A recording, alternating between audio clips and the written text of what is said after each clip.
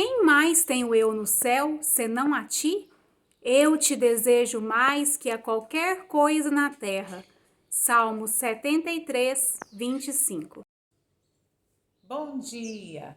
Que a paz do Senhor Jesus esteja na sua casa, que o sangue do Senhor Jesus derramado na cruz do Calvário esteja nos umbrais das suas portas, que você clame todos os dias e vença a batalha dessa vida, o combate, clamando pelo sacrifício de Jesus todos os dias, buscando o pão de cada dia. O Evangelho chegou a nós e nós podemos ter esperança. Nós sabemos que essa vida é passageira, que tudo nesse mundo passa rapidamente, mas nós temos da parte de Deus a ressurreição, a vida eterna. Nós temos esperança. Vamos cantar o cântico 188 do cantor cristão, A Nova do Evangelho.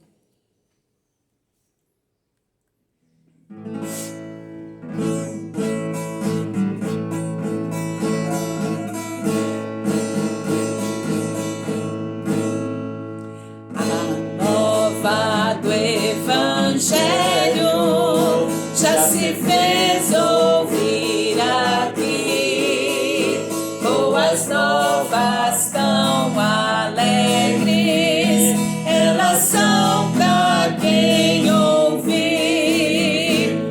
Assim Deus nos amou, sim, a cada pecador, que nos deu seu Filho amado, pra sofrer a nossa dor. Santa paz e perdão são as novas lá dos céus. Santa paz e perdão, é bendito o nosso Deus. A nova do Evangelho, ora vem nos avisar do perigo grande e grave para quem se descuidar. Salvai-vos desde já, não vos demoreis então, não vireis os vossos olhos, ó fugir da perdição. Santa paz e perdão são as novas lá dos céus. Santa paz e perdão, é bendito o nosso Deus.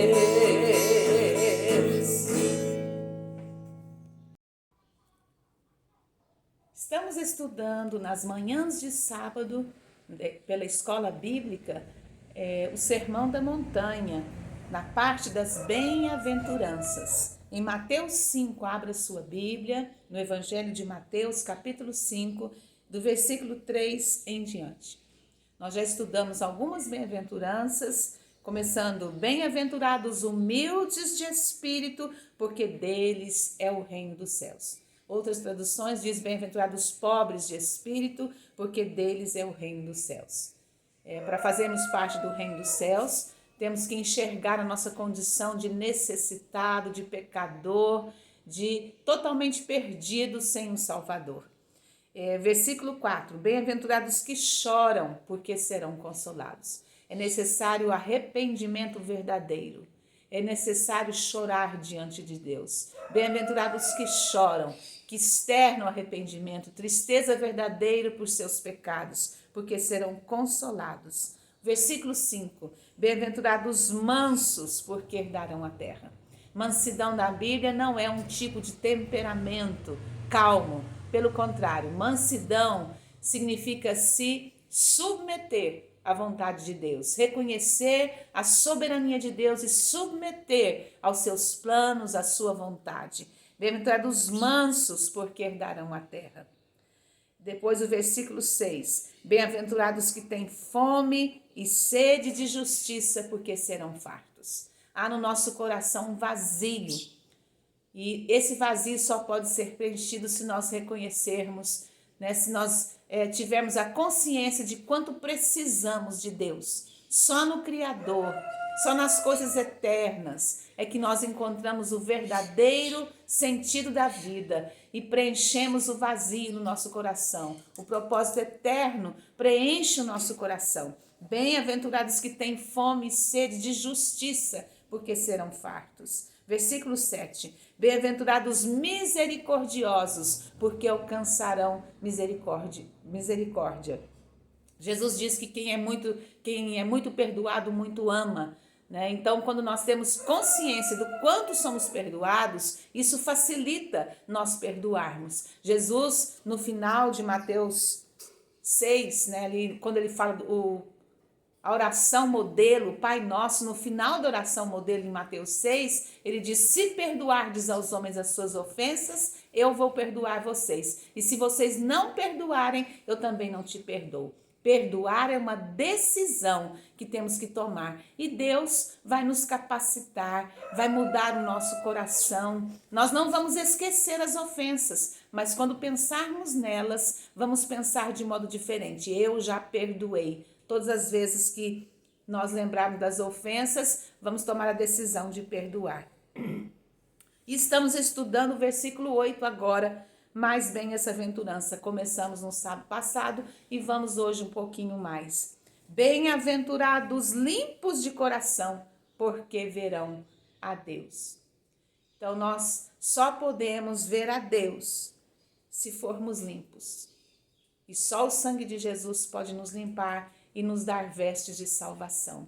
Jesus conta uma parábola que nas bodas que um dia ele vai preparar para aqueles que ele vem buscar para a segunda volta, ele diz que havia um homem que entrou nas bodas ali, mas ele não tinha as vestes próprias, ele foi jogado fora, num lugar de ranger de dentes, de fogo inextinguível.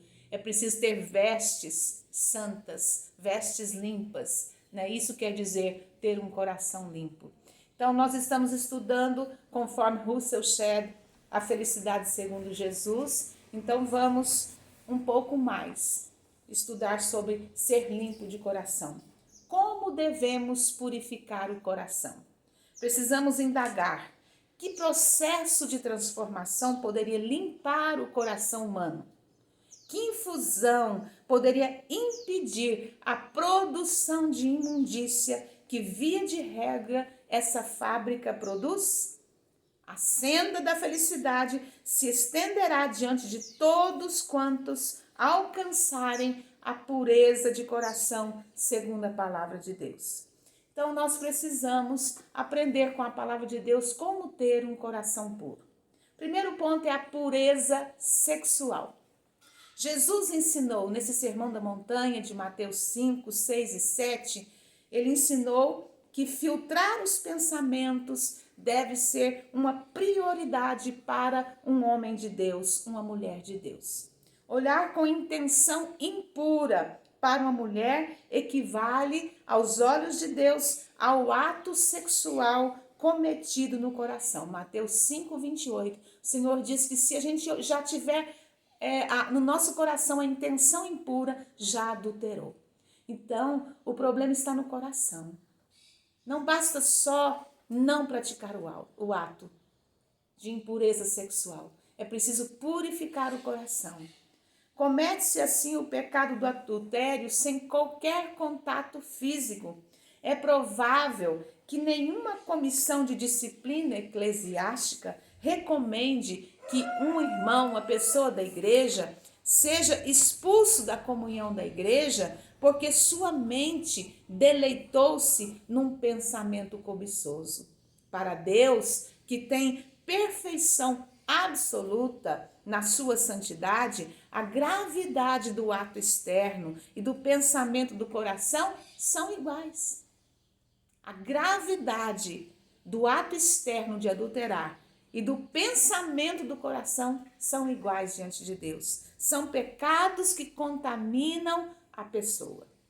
A recomendação bíblica é: fazei, pois, morrer a vossa natureza terrena, prostituição, né, que é a gratificação sexual por meio de uma mulher que não seja a esposa. Impureza, pensamentos sexuais condenados na palavra de Deus. Paixão lascívia, que é o estímulo sexual voltado para alguém que não é legítima esposa.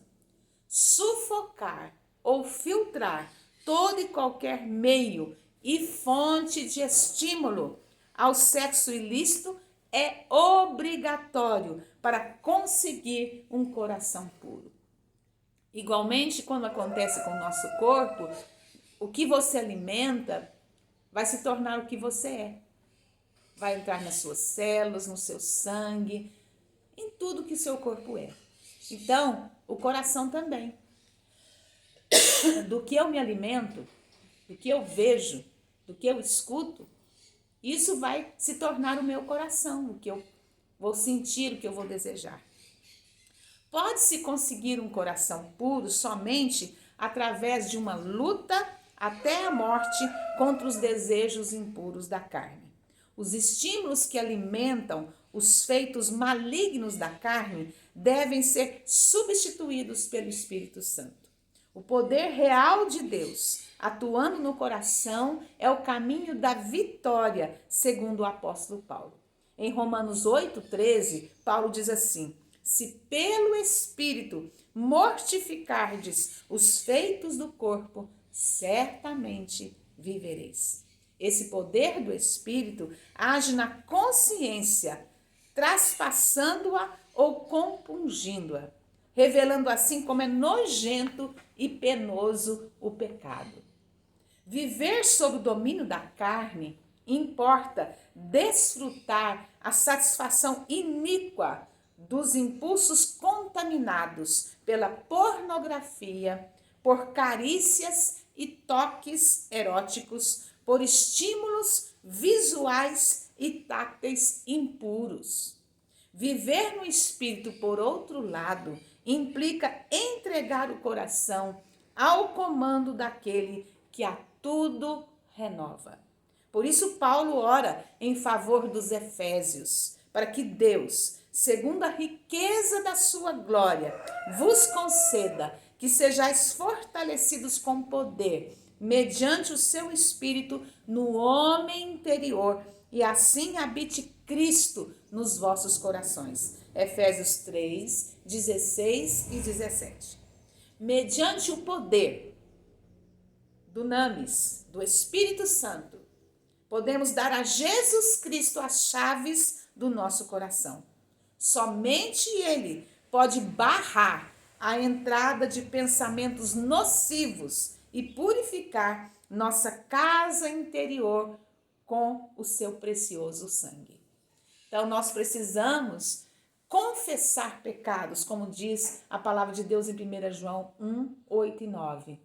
Ninguém é puro, querido. O pecado que entrou desde o início por Adão e Eva contaminou o nosso coração. Nós nascemos pecadores. O primeiro Adão pecou e nós herdamos uma natureza suja, pecaminosa. Não há puro, não há justo nenhum sequer diante de Deus. E para manter uma vida pura, só entregando o nosso coração a Jesus, aquele que é poderoso para nos purificar. Só o sangue de Jesus pode purificar os corações. A Bíblia diz que, ainda que nossos pecados sejam horríveis, como escarlate, aqueles que aparecem, que são notórios, eles se tornam brancos como a neve, alvos como a lã. Então, Jesus, ele pode purificar de todo o pecado, mas é preciso enxergar o pecado e confessá-lo, admiti-lo e pedir ajuda a Deus. E aí, quando nós temos contato com algo impuro, que nesse mundo é impossível não ver e ouvir coisas impuras que nos conduzem a desejos errados, nós precisamos dizer não. Nós precisamos mudar o canal da televisão, sair daquele vídeo que está nos contaminando e pedir a purificação no sangue de Jesus e abrir a boca com a espada na nossa boca. Como diz Filipenses 4:8, tudo que é puro, amável, de boa fama, se alguma virtude há, se algum louvor existe, seja isso que ocupe os nossos pensamentos em Cristo Jesus. É uma escolha diária. Nós temos desejos que vão nos tentar, mas nós temos que escolher desejos bons. Nós temos que escolher a vontade de Deus, o que é puro, amável, de boa fama. Uma coisa que nos ajuda, que tem me ajudado, é pensar nas consequências. Onde esse desejo vai me levar? Se eu praticar a masturbação, onde isso vai me levar? Vai me levar a um vício. Muitas pessoas começam a se masturbar e depois elas vão trair a esposa se são casadas. E se não são casadas, o desejo, a lascívia vai aumentar cada vez mais. A gente pensa, se eu satisfizer, mas eu preciso satisfazer. É interessante, é como a comida.